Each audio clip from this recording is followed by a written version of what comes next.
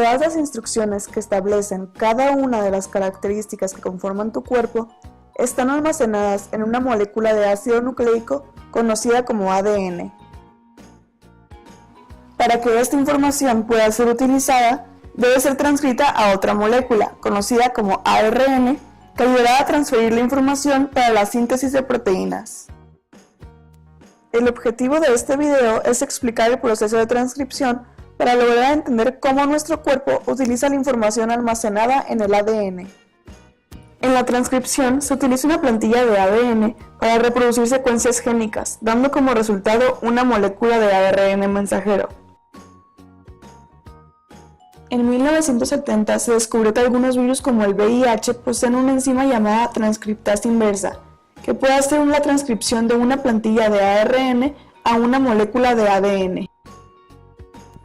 Antes de comenzar a explicar el proceso de transcripción, hay que reconocer las diferencias importantes entre ARN y ADN. Ambos están compuestos por nucleótidos, moléculas formadas por un grupo fosfato, una pentosa y una base nitrogenada. La pentosa en el ARN es ribosa, mientras que en el ADN es desoxirribosa, debido a la ausencia de un oxígeno en el carbono 2'. Otra diferencia importante son las bases nitrogenadas. En el ADN tenemos a la adenina, que se une a través de 2 puentes de hidrógeno a la timina, y por otro lado a la guanina, que se une a la citosina por 3 puentes de hidrógeno. En el ARN, la timina es reemplazada por un uracilo. Teniendo esto en mente, pasaremos a describir cómo sucede la transcripción en los procariontes. En general, la transcripción se lleva a cabo en 3 pasos. Primero, la iniciación, segundo, elongación y por último, la terminación. En procariontes hay un solo tipo de ARN polimerasa, que se encarga de la síntesis de todos los tipos de ARN. Está compuesta por 2 subunidades alfa, una subunidad beta, una beta prima, un omega y por último la sigma, que solo se utiliza para la iniciación. La cadena del ADN que se transcribe es la cadena molde. La síntesis del ARN es complementaria y antiparalela a esta. La transcripción entonces se da en dirección 5', 3'. Al tramo de ADN que codifica una molécula de ARN se le llama unidad de transcripción, que está compuesta por un promotor, una región codificante y un terminador. El primer nucleótido en transcribirse es el +1. A los nucleótidos corriente abajo se les asignan números positivos y a los corriente arriba números negativos.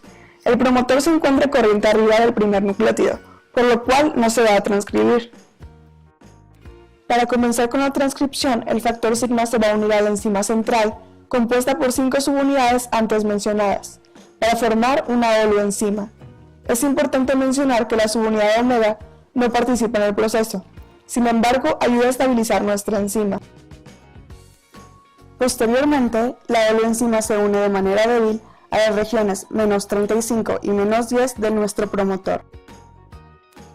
La ARN polimerasa reconoce el promotor gracias a 2 secuencias de nucleótidos que se encuentran en las regiones mencionadas.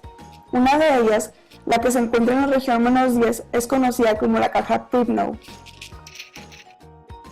Entonces, la holoenzima se une de manera más fuerte, abriendo la cadena aproximadamente 14 nucleótidos, de la región -12 a la región +2.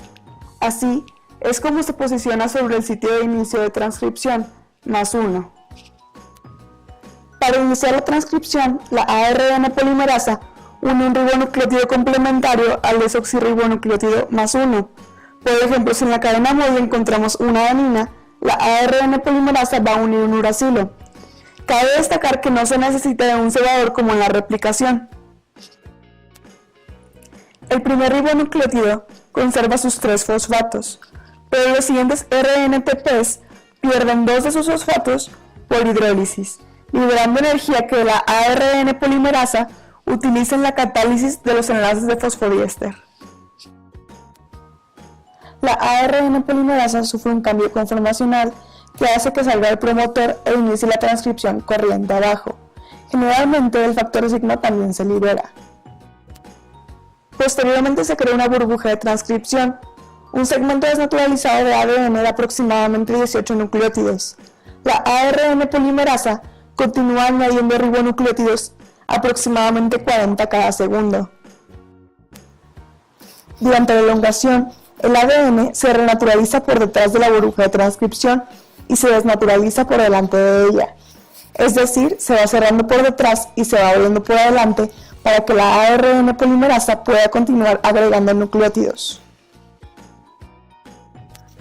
La ARN polimerasa va a continuar añadiendo nucleótidos al extremo 3' de la cadena creciente de ARN hasta que se transcriba un terminador que cause que el transcrito se pueda liberar del templado.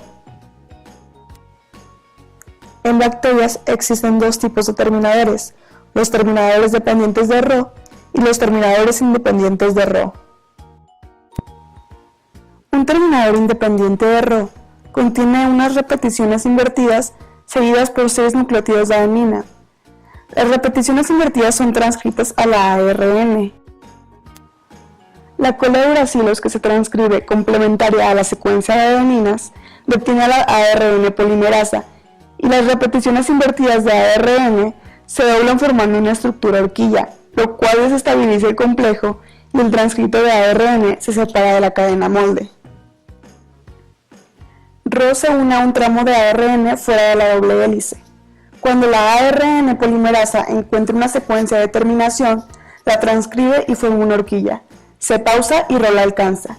Este ejerce una acción helicasa y desenrolla el híbrido ADN-ARN. En bacterias existen algunos genes que se transcriben en un solo ARN, llamado ARN policistrónico. Estos ARN policistrónicos tienen un solo terminador al final. Ahora hablaremos un poco sobre la regulación génica en bacterias. Gran parte de la regulación génica se realiza por proteínas que se unen a secuencias de ADN y afectan su transcripción. Estas proteínas reguladoras tienen partes funcionales denominadas motivos que son responsables de la unión con el ADN. Un operón es una región de ADN conformada por el promotor, un operador y genes estructurales. Un gen regulador que se encuentra por separado codifica una proteína reguladora que puede unirse al operador mencionado para regular la transcripción del ARN. Cuando un operón es inducible negativo, un represor impide que se lleve a cabo la transcripción hasta que un sustrato inactive el represor, mientras que en un operón inducible positivo, la transcripción se encuentra inactiva hasta que llegue una proteína activadora que comience la transcripción. Habiendo comprendido el proceso de transcripción en procariotas, podemos explicar lo que sucede en las eucariotas, donde se observa un mecanismo similar, pero con evidentes diferencias.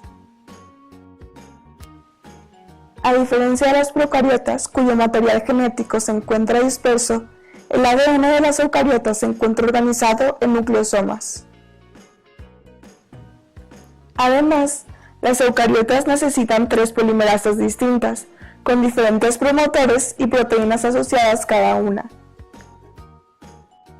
Los nucleosomas impiden que el ADN sea accesible para la ARN polimerasa, pero pueden ser desestabilizados de 2 maneras distintas, por acetiltransferasas o por proteínas modeladoras.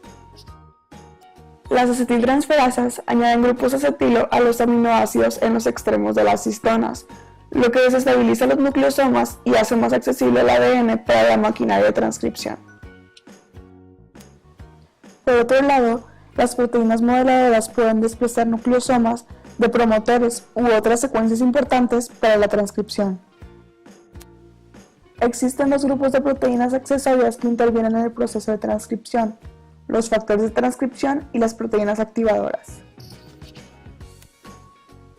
Los factores de transcripción, junto con la ARN polimerasa, constituyen el aparato de transcripción basal que se ensambla cerca del inicio del gen, mientras que las proteínas activadoras incrementan la síntesis de transcripción al unirse a secuencias específicas. Ya habíamos mencionado que los promotores son diferentes para cada una de las polimerasas. Vamos a tomar como ejemplo el promotor transcrito por la ARN polimerasa 2. Este promotor tiene dos partes fundamentales, el promotor mínimo y el promotor regulador. El promotor mínimo se localiza inmediatamente corriente arriba del gen y es el que se une al aparato de transcripción basal, mientras que el promotor regulador se encuentra inmediatamente corriente arriba del promotor mínimo. Las proteínas activadoras se unen a secuencias consenso en este y establecen contacto con el aparato de transcripción basal, afectando la velocidad de inicio de transcripción. Las proteínas activadoras también regulan la transcripción al unirse a secuencias intensificadoras o enhancers alejadas del gen. El aparato de transcripción basal está formado por una ARN polimerasa, una serie de factores de transcripción y un complejo de proteína conocido como mediador. El factor de transcripción 2D se une a la caja TATA, seguido por el resto de los factores de transcripción y la ARN polimerasa. Posteriormente se unen proteínas activadoras a los intensificadores y se crea un bucle. Por último, se unen proteínas activadoras al promotor regulador. Después de la unión de 30 nucleótidos de ARN, la ARN polimerasa abandona el promotor y comienza la etapa de elongación. Durante la elongación, las dos cadenas de ADN se desenrollan y los nucleótidos de ARN complementarios se agregan al extremo 3' de la molécula de ARN creciente. Para la terminación, la polimerasa 1 requiere un factor de terminación, la polimerasa 2 continúa hasta encontrar una señal de terminación y la polimerasa 3 finaliza después de producir una cola de pol-EU en el ARN.